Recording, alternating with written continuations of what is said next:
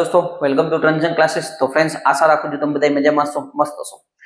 Diploma electrical એન્જિનિયરિંગના વિદ્યાર્થી મિત્રો માટે સેમેસ્ટર 4 માં CMEE નું પેપર છે, બરાબર, commissioning maintenance of electrical equipment. તો આ વિડિયોની અંદર આપણે એના IMP ક્વેશ્ચનની ચર્ચા કરવાની છે। ખાસ આની પહેલા બીજા જે સબ્જેક્ટ છે એના પણ વિડિયો મેં બનાવેલા છે, ડિસ્ક્રિપ્શનમાં લિંક આપેલી છે, તો તમે જો ન જોયા હોય તો ત્યાંથી તમે જોઈ શકો છો, બરાબર। વન બાય વન આપણે જોઈએ। સૌથી પહેલા નંબરનું તમારું ચેપ્ટર છે electrical safety and insulating material.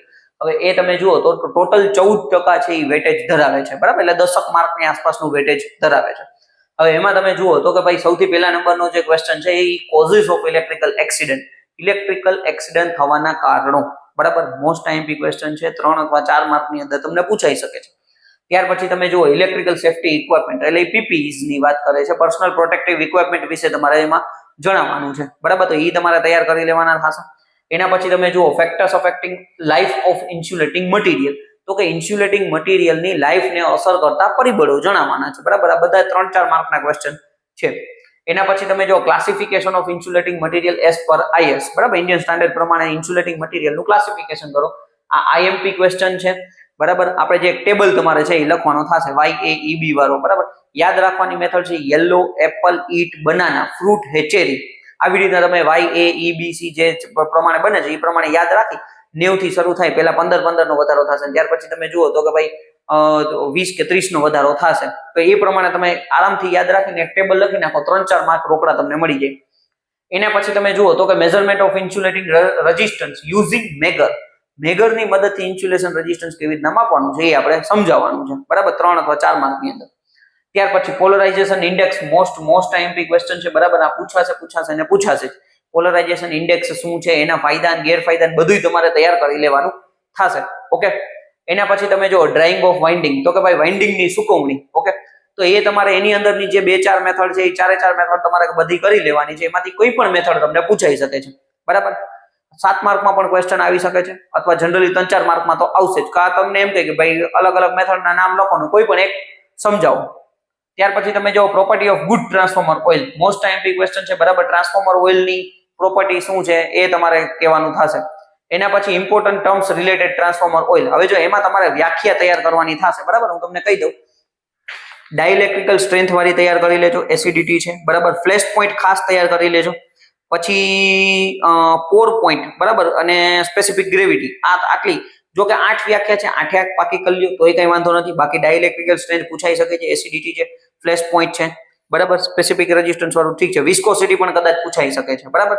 એટલે આ જે ટર્મ્સ રિલેટેડ છે, બરાબર, ટ્રાન્સફોર્મર ઓઇલ એ તમારે ખાસ તૈયાર કરી લેવાના થશે, કોઈ પણ વ્યાખ્યા ની બધું આવી શકે છે। એ ઉપરાંત તમને કહું તો કે આમાં અમુક ટોપિક જે છે સ્ટાર્ટિંગના, બરાબર, જે ઇલેક્ટ્રિકલ સેફ્ટીના ડૂઝ અને ડોન્ટ અને ડૂઝ છે, સેફ્ટી પ્રેક્ટિસના મેં લીધેલા નથી, પણ સિમ્પલ ટોપિક છે, એક વખત વાંચી લેવું, બરાબર।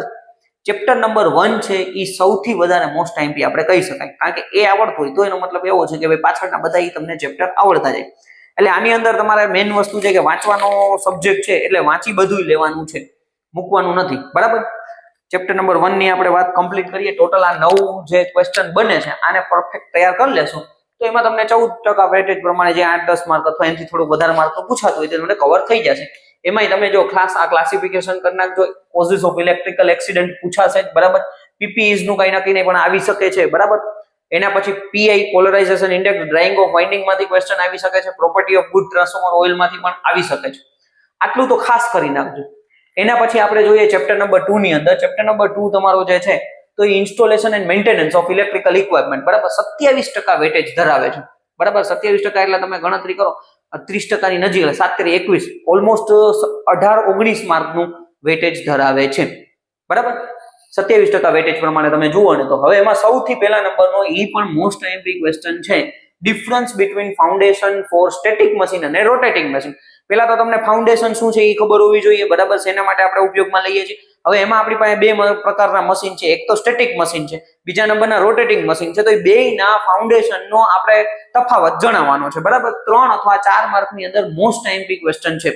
પછી tools used in installation of electrical machine, તો કે ભાઈ આપણે જે કંઈ પણ ઇલેક્ટ્રિકલ ઇન્સ્ટોલેશન ઉપયોગ કરીએ છીએ એમાં કયા પ્રકારના ટૂલ્સનો ઉપયોગ કરીએ છીએ એ તમારે જણાવવાનું છે, બરાબર।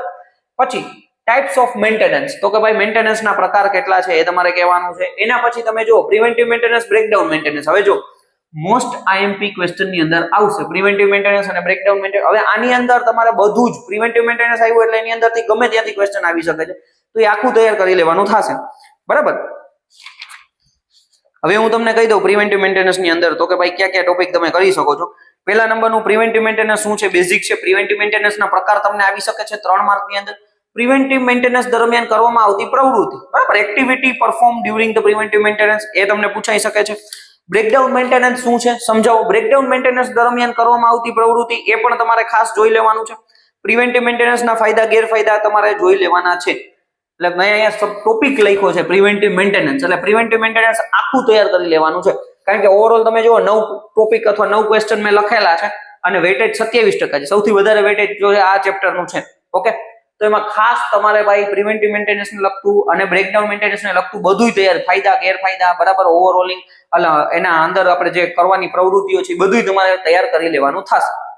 એના પછી તમે જુઓ reason of failure of electrical equipment due to poor maintenance, કે ભાઈ આપણે ઓછું મેન્ટેનન્સ કરીએ છીએ તો એના કયા કયા કારણોને લીધે આપણા જે ઇલેક્ટ્રિકલ ઇક્વિપમેન્ટ છે એ ફેલ થઈ જાય છે. બરાબર, 3 અથવા 4 માર્ક ની અંદર આવી શકે છે. એના પછી મોસ્ટ આઈએમપી ક્વેશ્ચન છે ભાઈ 7 માર્ક ની અંદર 1000 kVA થી ઓછી કેપેસિટી વાળા ટ્રાન્સફોર્મરનું મેન્ટેનન્સ શેડ્યુલ સમજાવો. બરાબર, આખો ટેબલ તમારે લખવાનું છે.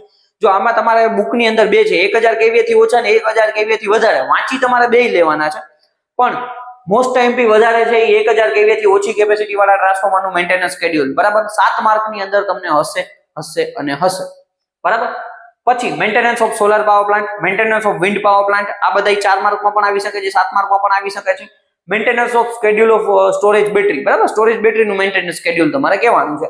આ 4 જે ટોપિક છે, બરાબર, એ બધાય ટેબલ હોય છે, ટેબલમાંથી તમારે આવતા. આ ઉપરાંત તમે જો એસએફસી સર્કિટ બ્રેકર છે, બીજા અલગ તમને ઇન્ડક્શન મોટરનું મેન્ટેનન્સ શેડ્યુલ ને બધું લખેલું હશે, પણ મેં અહીંયા મોસ્ટ આઈએમપી વધારે લખેલા છે. બરાબર, એટલે 1000 kVA થી ઓછી કેપેસિટી વાળું તો હશે જ. બરાબર, maintenance of solar power plant, wind, આ બેમાંથી કદાચ કોઈ એક તમને આવી શકે છે. સ્ટોરેજ બેટરીનું પણ ક્વેશ્ચન તમને પૂછાઈ શકે છે. બરાબર, એટલે વધારે વાંચી લેવાનું છે, ઓછું નહીં. એવું નહીં કે ભાઈ આટલું કીધું તો આટલું જ વાંચવાનું છે. બેઝિક અમુક બીજા 1-2 ટોપિક આડા તમારે વાંચી લેવાના છે, કારણ કે કંઈ પણ ફેરવીને પૂછી શકે છે. ઓકે, કારણ કે 27% વેટેજ ધરાવે છે. ડન. એટલે આટલું તમે તૈયાર કરશો તો ઓલમોસ્ટ તમે જુઓ તો કોઈ 20 માર્ક સુધીનું વેટેજ ધરાવે છે. 20 માર્ક આ થયા, 10 માર્ક અહીંયા થયા, 30 માર્કનું કવર થયું. બરાબર, હું સાઈડમાં જાઉં છું, સ્ક્રીનશોટ લઈ લેજો. ત્યાર પછી જે બીજા આપણા ચેપ્ટર છે એના આઈએમપી જોતા જઈએ. ઓકે ફ્રેન્ડ્સ, તો આગળ આપણે ચેપ્ટર નંબર 1 અને 2 ના આઈએમપી જોયા. હવે આપણે ચેપ્ટર નંબર 3 અને 4 ના આઈએમપી જોઈએ. ચેપ્ટર નંબર 3 છે તમારું કમિશનિંગ ઓફ ટ્રાન્સફોર્મર. 23% વેટેજ ધરાવે છે. એટલે આમ તમે જોવા જાવ તો ભાઈ 14 થી 17 માર્ક સુધીનું વેટેજ ધરાવે છે. બરાબર, હવે એની અંદર તમે જો સૌથી પહેલા કમિશનિંગ શું છે, what is commissioning and testing of electrical equipment, કે ભાઈ ઇલેક્ટ્રિકલ ઇક્વિપમેન્ટનું કમિશનિંગ શું છે, ટેસ્ટિંગ શું છે, બેઝિક તમને એના વિશે નોલેજ હોવું જોઈએ. બરાબર, એના પછી બીજા નંબરનું જુઓ તો કે ભાઈ ટાઈપ ટેસ્ટ, રૂટીન ટેસ્ટ અને સ્પેશિયલ ટેસ્ટ ભાઈ મોસ્ટ આઈએમપી છે. આમાંથી કંઈ પણ તમને પૂછાઈ શકે છે કે ભાઈ ટ્રાન્સફોર્મરના ટાઈપ ટેસ્ટ સમજાવો, રૂટીન ટેસ્ટ સમજાવો, સ્પેશિયલ ટેસ્ટ સમજાવો, અથવા આની કમ્પેરિઝન પણ તમને પૂછાઈ શકે છે. બરાબર, એટલે એ પણ તમારે ખાસ તૈયાર કરી લેવાનું છે. એના પછી તમે જો બીડીવી ટેસ્ટ, મોસ્ટ આઈએમપી ભાઈ બન. બરાબર, સૌથી વધારે ભાઈ બ્રેકડાઉન વોલ્ટેજ જે ટેસ્ટ છે એ પૂછાશે. એ કરી જ લેવાનું છે, તૈયાર કરી લેવાનું છે. બરાબર, એના પછી તમે જો ટ્રાન્સફોર્મર ઓઇલનું ફિલ્ટ્રેશન, એ પણ આઈએમપી છે. બરાબર, મોસ્ટ આઈએમપી ની અંદર આવે છે, એ પૂછાશે. આની અંદર જે 3-4 મેથડ છે એમાંથી કોઈ પણ એકાદી મેથડ આવી શકે છે, અથવા તમને એમ કહી કે ભાઈ આપણે ઓઇલ ફિલ્ટર કરવાની પ્રોસેસ સમજાવો, કોઈ પણ એક સમજાવો. બરાબર, તો એ તમને ટ્રાન્સફોર્મરનું ઓઇલનું ફિલ્ટ્રેશન છે. પછી બીડીવી ટેસ્ટ છે, એ મોસ્ટ આઈએમપી ની અંદર આવે છે. પોલારિટી ટેસ્ટ છે, ખાસ કરી લેવાનું છે. ટ્રાન્સફોર્મરનો પોલારિટી ટેસ્ટ સમજાવો, એ પણ તમને પૂછાઈ શકે છે. એના પછી ટીટીઆર, ટ્રાન્સફોર્મર ટર્ન્સ રેશિયો, આની જે પ્રોસિજર છે એ તમને પૂછાઈ શકે છે. બરાબર, ત્યાર પછી તમે જો કેપેસિટન્સ અને ટેન ડેલ્ટા, બરાબર, ડિસિપેશન ફેક્ટર ટેસ્ટ, આ મોસ્ટ આઈએમપી ની અંદર આવશે. બરાબર, પૂછાઈ શકે છે 3 અથવા 4 માર્ક ની અંદર. ત્યાર પછી તમે જો energisation process of power transformer, ભાઈ આ 7 માર્કની ક્વેશ્ચન છે. બરાબર, 7 માર્ક ની અંદર તમને આવી શકે છે. ટ્રાન્સફોર્મર છે, ટ્રાન્સફોર્મરને એનર્જાઇઝ કરવાની પ્રોસિજર, જે અલગ જે પ્રોસિજર છે તો આખું સમજાવવાનું થાય. મે બી 4 માં પણ આવી શકે છે. 4 માર્ક અથવા 7 માર્કમાં તમને પૂછાઈ શકે છે. એના પછી ટ્રબલ શૂટિંગ ઓફ ટ્રાન્સફોર્મર, બરાબર, ટ્રાન્સફોર્મરનું ટ્રબલ શૂટિંગ છે, 4 અથવા 7 માર્ક ની અંદર તમને પૂછાઈ શકે છે. એટલે આ જે ચેપ્ટર નંબર 3 છે એમાં આ 9 ક્વેશ્ચન તમારે તૈયાર કરવાના થશે. એ વ્યવસ્થિત રીતે તૈયાર કરી લ્યો એટલે તમને 23% વેટેજ છે એ પ્રમાણે તમારું કમ્પ્લીટ થઈ જશે. બરાબર, મોસ્ટ આઈએમપી ની અંદર તો કે ભાઈ આપણો type test, routine test, special test, BDV test ખાસ કરી નાખજો, ફિલ્ટર પ્રોસેસ ખાસ કરી નાખજો, બરાબર. એના પછી તમે જુઓ તો કે ભાઈ આ 10 ડેલ્ટા વાળું કરી નાખજો, એનર્જાઇઝિંગ પ્રોસિજર છે. બીજા એ ઉપરાંત તમને એવું લાગે કે ભાઈ આ ક્વેશ્ચન પૂછાઈ શકે છે તો એ ખાસ વાંચી લેવાના છે, કારણ કે આ સબ્જેક્ટ છે એ પણ વાંચવાનો સબ્જેક્ટ છે, બરાબર. એટલે ગમે ત્યાંથી ક્વેશ્ચન આવી શકે છે. તમારે એમ લાગે કે ભાઈ આ આઈએમપી છે, મેં નથી કીધું આઈએમપી, પણ તમને એવું લાગતું હોય, બરાબર, તો તમે એ વાંચી શકો છો, બરાબર. એટલે ખાસ જોઈ લેવું. અને હોશિયાર વિદ્યાર્થીઓ એને તો ભાઈ બધું વાંચી લેવાનું છે. જે લોકો અત્યાર સુધી તૈયારી ન કરી હોય તો એ આ સ્ટાર વાળાને હું કહું એટલું કરે એટલે એ પાસ તો થઈ જશે. ઓકે. એના પછી ચેપ્ટર નંબર આપણે જોઈએ 4. ચેપ્ટર નંબર 4 ની અંદર તમારે જોવાનું છે કમિશનિંગ ઓફ રોટેટિંગ મશીન, બરાબર. ચેપ્ટર નંબર આપણે 3 માં શું જોયું તો કે ભાઈ ટ્રાન્સફોર્મર નું હતું. હવે અહીંયા આપણે જોવાનું છે રોટેટિંગ મશીન, એટલે એમાં આપણી પાસે ઇન્ડક્શન મોટર આવી ગયું, સિંક્રોનસ મોટર આવી ગયું, ત્યાર પછી ડીસી જનરેટર અને મોટર, એ બધા રોટેટિંગ મશીન ની અંદર આવે છે. 18% વેટેજ ધરાવે છે. હવે એમાં તમે જો સૌથી પહેલા પ્રી કમિશનિંગ ઇન્સ્પેક્શન અને ચેક ફોર REM. REM એટલે રોટેટિંગ મશીન, બરાબર. રોટેટિંગ ઇલેક્ટ્રિકલ મશીન થશે, એટલે પ્રી કમિશનિંગ ઇન્સ્પેક્શન અને ચેક્સ છે, બરાબર. આઈએમપી ની અંદર આવી શકે છે, 3 અથવા 4 માર્ક ની અંદર તમને પૂછાઈ શકે છે. એના પછી winding resistance measurement of rotating machine, આ મોસ્ટ આઈએમપી છે. ઇન્સ્યુલેશન રેઝિસ્ટન્સ, બરાબર, measurement of insulation rotating machine. એના પછી high voltage test, power frequency. આ 3 માંથી કોઈ પણ એક તમને પૂછાઈ શકે છે, એક અથવા બે પણ આવી શકે છે, અથવામાં તમે જુઓ ને તો, બરાબર. એટલે winding resistance, insulation resistance, high voltage test, power frequency વાળો જે છે એ ખાસ તૈયાર કરી લેવાનું છે. પછી તમે જુઓ ડિસ્ક્રાઇબ નો લોડ ટેસ્ટ, ટ્રાયલ ટેસ્ટ અને વાઇબ્રેશન મેઝરમેન્ટ. આ તમને વ્યાખ્યા પણ આવી શકે છે અથવા ટેસ્ટ પણ તમને પૂછાઈ શકે છે. ભાઈ નો લોડ ટેસ્ટ સમજાવો, ટ્રાયલ ટેસ્ટ સમજાવો, બરાબર, વાઇબ્રેશન મેઝરમેન્ટ છે એ પણ તમે સમજાવો. ઓકે. 5મા નંબરમાંથી 3-4 માર્ક ની અંદર આવી શકે છે. વ્યાખ્યા ખાલી પૂછે, મતલબ કે ભાઈ બેઝિક તમને પૂછે તો 3 અથવા 4 માર્ક ની અંદર પૂછી શકે છે. ટ્રબલ શૂટિંગ ચાર્ટ ની વાત કરીએ તો એમાં તમે જો સિંક્રોનસ મશીન, બરાબર, એટલે સિંક્રોનસ મોટર આવી જાય, સિંક્રોનસ જનરેટર આવી જાય, ત્યાર પછી ઇન્ડક્શન મોટર અને ડીસી મશીન, એમાં ડીસી જનરેટર મોટર, એના ટ્રબલ શૂટિંગ ચાર્ટ લખો. આ તમને 4 માર્ક થી લઈને 7 માર્ક ની અંદર આવી શકે છે, બરાબર. એટલે આ તો ટોટલ તમારે 6 ક્વેશ્ચન આની અંદર કરવાના થશે, commissioning of rotating electrical machine. એટલે ભાઈ આ તમારું ચેપ્ટર નંબર 3 નું આઈએમપી થયું. આ બાજુ તમે જુઓ ચેપ્ટર નંબર 4 નું આઈએમપી થયું. બે વ્યવસ્થિત કરશો તો સારું એવું તમારે ભાઈ કવર થશે. અને વધારે હું તો પ્રાયોરિટી તમને એમ કહું છું કે ભાઈ બીજું અને ત્રીજું ચેપ્ટર છે એ વધારે તૈયાર કરજો, વધારે માર્ક્સ ધરાવે છે, બરાબર. ઓલું 27% વેટેજ ધરાવે છે, આ તમે જુઓ 23% વેટેજ ધરાવે છે. એમાંય આપણું ટ્રાન્સફોર્મર નું છે. ટ્રાન્સફોર્મર આપણે તમે આગળ તમે જાશો, બરાબર, સબસ્ટેશનમાં કોઈ પણ જગ્યાએ જોબ કરશો તો આ ટ્રાન્સફોર્મર વાળું તો બધી જગ્યાએ તમને કામ આવવાનું છે. 10 ડેલ્ટા ટેસ્ટ ને એ બધું, બરાબર. એટલે એ તમને ખાસ આવડતું હોવું જોઈએ, બરાબર. હું સાઈડમાં જાઉં છું, વ્યવસ્થિત રીતે સ્ક્રીનશોટ લઈ લેજો. ત્યાર પછી ચેપ્ટર નંબર 5 ના આઈએમપી આપણે જોઈએ.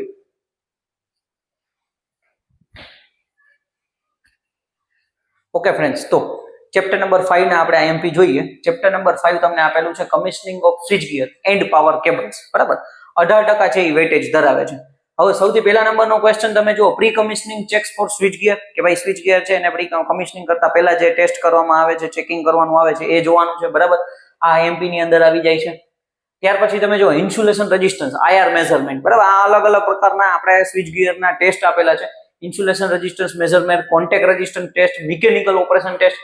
આ 3 માંથી કોઈ પણ એક કે બે તમને આવી શકે છે, બરાબર, 3 અથવા 4 માર્ક ની અંદર. ત્યાર પછી તમે જો પ્રોટેક્ટિવ રિલે ટેસ્ટિંગ તમને પૂછાઈ શકે છે, બરાબર. ઇન્ટરલોકિંગ વેરિફિકેશન, ભાઈ આ પણ આઈએમપી ની અંદર છે, ઇન્ટરલોકિંગ વેરિફિકેશન. SF6 અને વેક્યુમ ઇન્ટિગ્રિટી ટેસ્ટ આ ખાસ કરવાનો છે, SF6 અને વેક્યુમ ઇન્ટિગ્રિટી ટેસ્ટ, બરાબર. ત્યાર પછી તમે જો ઓન સાઇટ કમિશનિંગ ટેસ્ટ ની વાત કરીએ છીએ તો એની અંદર તમે જો હાઈ વોલ્ટેજ વિથસ્ટેન્ડ ટેસ્ટ, ત્યાર પછી બ્રેકર ટાઈમિંગ ટેસ્ટ અને PD પાર્શિયલ ડિસ્ચાર્જ, બરાબર, પાર્શિયલ ડિસ્ચાર્જ ફોર GIS. તો આ તમને પૂછાઈ શકે છે ભાઈ વધારે. અને એક આ હાઈ વોલ્ટેજ વિથસ્ટેન્ડ વાળું પણ જોઈ લેવું. ઓકે. પાર્શિયલ ડિસ્ચાર્જ ટેસ્ટ છે એ વાંચી જવાનું છે GIS માટે. ઓકે. ત્યાર પછી તમે જુઓ તો કે ભાઈ 7મા નંબરનો ક્વેશ્ચન છે pre commissioning checks for power cable. હવે પાવર કેબલ માટેની વાત કરેલી છે, બરાબર, કે ભાઈ એના આપણે ઇન્સ્ટોલેશન કરીએ, કમિશનિંગ કરીએ એની પહેલા આપણે ક્યાં ક્યાં ચેક કરવાના છે જોવાનું છે, ટેસ્ટિંગનું એ બધું. કંડક્ટર રેઝિસ્ટન્સ અને કન્ટિન્યુટી ટેસ્ટ એ કેબલ માટેનું છે, બરાબર. ત્યાર પછી IR, બરાબર, એટલે ઇન્સ્યુલેશન રેઝિસ્ટન્સ મેગર ટેસ્ટ છે. હાઈ વોલ્ટેજ વિથસ્ટેન્ડ ટેસ્ટ છે. એટલે આ 3 માંથી પણ કોઈ પણ એક અથવા બે તમને પૂછાઈ શકે છે. ખાસ 3 માંથી કોઈ પણ વાંચી બધું નાખવાનું છે, બરાબર, કારણ કે ગમે ત્યાંથી ક્વેશ્ચન આવી શકે છે. ત્યાર પછી તમે જો હાઈ વોલ્ટેજ વિથસ્ટેન્ડ ટેસ્ટ ની વાત કરી, કેપેસિટન્સ અને 10 ડેલ્ટા મેઝરમેન્ટ, ભાઈ મોસ્ટ IMP ખાસ કરી જ નાખજો, બરાબર. કેપેસિટન્સ 10 ડેલ્ટા આની પહેલા આપણે આવી ગયું છે બરાબર ચેપ્ટર નંબર 4 ની અંદર, તો ત્યાં પણ તમારે જોઈ લેવાનું છે, અહીંયા પણ તમારે ખાસ કરી લેવાનું છે બરાબર, કેપેસિટન્સ અને 10 delta measurement. Okay, chapter number 3 માં આવ્યું બરાબર, એટલે ખાસ 10 ડેલ્ટા આવે ને એ પૂછાશે. એના પછી ફોલ્ટ અને trouble shooting of switch gear બરાબર, કે સ્વિચ ગિયર ની અંદર ક્યાં ક્યાં ફોલ્ટ થાય છે, કેવી રીતના ટ્રબલ શૂટિંગ ચાર્ટ બનાવવાનો છે એ તમને પૂછાઈ શકે છે બરાબર. એટલે 18% વેટેજ છે. આટલું વ્યવસ્થિત રીતે તમે તૈયાર કરી લેશો તો તમને વાંધો નહીં આવે. ખાસ કહી દઉં છું, 2 કે 3 દિવસની તમારે રજા છે બરાબર, તો એક ક્વેશ્ચન ઉપાડી 2-3 વખત વાંચવાનો છે. આ સબ્જેક્ટ છે એ વાંચવાનો સબ્જેક્ટ છે બરાબર. તો ભાઈ જે કંઈ પણ મેં તમને આઈએમપી મોસ્ટ આઈએમપી કીધા છે, તમને એવું થાય કે મારે લખીને પાકા કરવા છે તો લખીને પાકું કરી લેજો, અથવા 2-3 વખત વાંચીને એક ક્વેશ્ચનને 2-3 વખત વાંચશો એટલે તમને વાંધો નહીં આવે. વાંચવું વધારે પડશે બરાબર, અને લખવાની પણ પ્રેક્ટિસ સાથે સાથે તમે કરતા જાવ તો તમને છે ને સારો સ્કોર તમે એની અંદર કરી શકો છો. બાકી કંઈ પણ ક્વેશ્ચન હોય તમે કમેન્ટ કરી શકો છો, પર્સનલમાં મેસેજ કરી શકો છો. બીજા વિડીયોના આઈએમપી આવી ગયા છે, ડિસ્ક્રિપ્શનમાં આપેલા છે બરાબર, અને સાથે સાથે વોટ્સઅપ ગ્રુપમાં જોડાઈ જાજો, જેથી આવનારી કોઈ પણ તમારી બીજી પરીક્ષા છે, મટીરિયલ છે, એ તમને ત્યાંથી મળતું રહે.